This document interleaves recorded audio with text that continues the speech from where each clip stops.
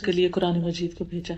اور ہم سے یہ تقاضا کیا کہ ہم اس کے مطابق اپنی زندگی بسر کریں، کیونکہ یہ دنیا اللہ نے بنائی، ہمیں بھی اللہ نے بنایا اور پھر صرف ایک وقت تک کے لیے بنایا، یعنی دنیا میں بھیجا ہے، اس کے بعد ہم سب کو واپس جانا ہے۔ تو واپس جا کر ہمیں یہ بتانا ہوگا کہ ہم یہاں پر کیا کر کے آئے۔ ایک طریقہ یہ ہے کہ ہم اپنی مرضی کے مطابق جو ہمارا دل چاہے ہم وہ کریں،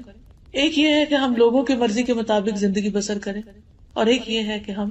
اللہ کی مرضی کے مطابق زندگی بسر کریں۔ اگر ہم یہ چاہتے ہیں کہ اللہ کی مرضی کے مطابق زندگی بسر کریں تو پھر اس کے لیے ضروری ہے کہ ہم اللہ تعالیٰ ہی کی کتاب کے مطابق زندگی بسر کریں، اور اللہ تعالیٰ کی کتاب کے مطابق زندگی بسر کرنے کے لیے ضروری ہے کہ ہم اس کی کتاب کو پڑھیں۔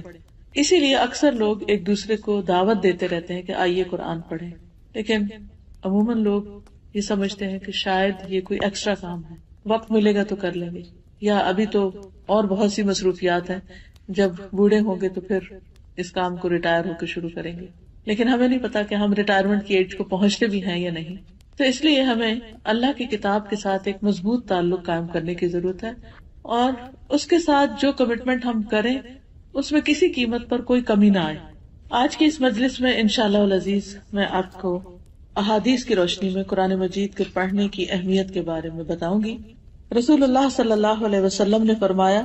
مثل المؤمن الذي يقرأ القرآن كالأترجة ريحها طيب وطعمها طيب۔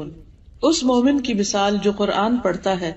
ترنجبین نارنگی جیسی ہے، ٹینجرین کی طرح ہے، کہ اس کی خوشبو بھی اچھی ہے اور اس کا ذائقہ بھی اچھا ہے، یعنی کھانے کے بعد انسان خوش ہو جاتا ہے، ہاتھوں سے بھی خوشبو آتی ہے، اس کے منہ سے بھی خوشبو آتی ہے، اور کھانے کے بعد انسان کے اندر ایک اچھی فریش فیلنگ آتی۔ آپ کتنے بھی ٹائرڈ ہوں،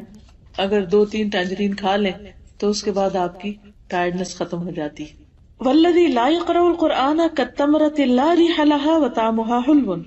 اس مومن کی مثال جو قرآن نہیں پڑھتا کھجور جیسی،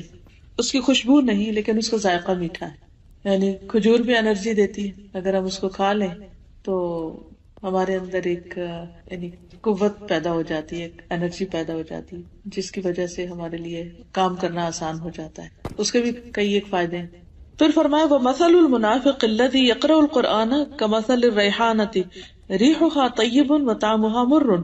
اس منافق کی مثال جو قرآن پڑھتا ہے خوشبودار پودے جیسے گلاب وغیرہ کی طرح، جس کی خوشبو اچھی اور ذائقہ تلخ ہے،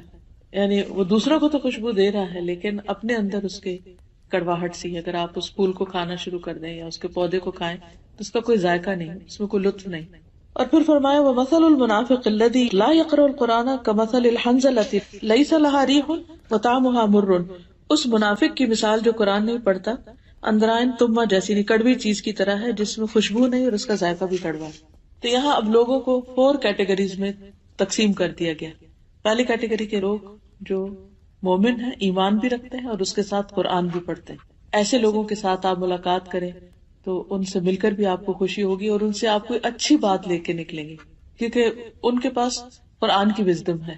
ایسے لوگ اپنے ماحول کے لیے خوشی کا باعث ہوتے ہیں، اپنے لیے بھی اور دوسروں کے لیے بھی۔ جیسے پہلے میں نے عرض کیا کہ اگر آپ بہت بھی تھکے ہوئے ہوں تو 2-3 ٹینجرین کھانے سے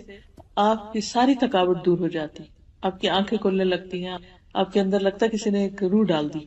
اسی طرح آپ روحانی طور پر، ذہنی طور پر کتنے بھی تھکے ہوئے ہوں، لیکن اگر آپ قرآن مجید کے کچھ حصے کی تلاوت کر لیں یا اس کو سن لیں یا اس کو پڑھ لیں، اس کو سمجھ لیں، تو آپ کی روحانی تھکاوٹ دور ہونے لگتی۔ اور جب آپ کی اپنی تھکاوٹ دور ہوتی ہے تو آپ کام ڈاؤن ہوتے ہیں، جب آپ کام ڈاؤن ہوتے ہیں تو پھر آپ کا معاملہ دوسروں سے بھی اچھا ہونے لگتا ہے۔ جب دوسروں کے ساتھ آپ اچھے ہوتے ہیں تو ان کو آپ سے خوشی ملتی، جب آپ انہیں خوش کرتے ہیں تو جواب میں وہ بھی آپ کو خوش کرتے ہیں۔ لیکن اگر ہم قرآن مجید سے تعلق نہیں رکھتے تو اس کی بھی آگے مثال بتائی گئی کہ جس دل میں قرآن نہیں وہ ویران گھر کی طرح ہے جو بے آباد ہو۔ دوسری بات یہاں یہ بتائی گئی کہ جو قرآن نہیں پڑھتا لیکن ہے ایمان والا تو وہ ہے تو میٹھا لیکن اس کی کوئی خوشبو نہیں، یعنی وہ اپنی ذات میں اچھا بھی ہو سکتا ہے لیکن اس سے دوسروں کو کوئی زیادہ فائدہ نہیں پہنچتا۔ اپنی ذات میں کس طرح اچھا ہے کہ وہ نماز پڑھ لیتا ہے، روزہ رکھ لیتا ہے، اپنے آپ کو فائدہ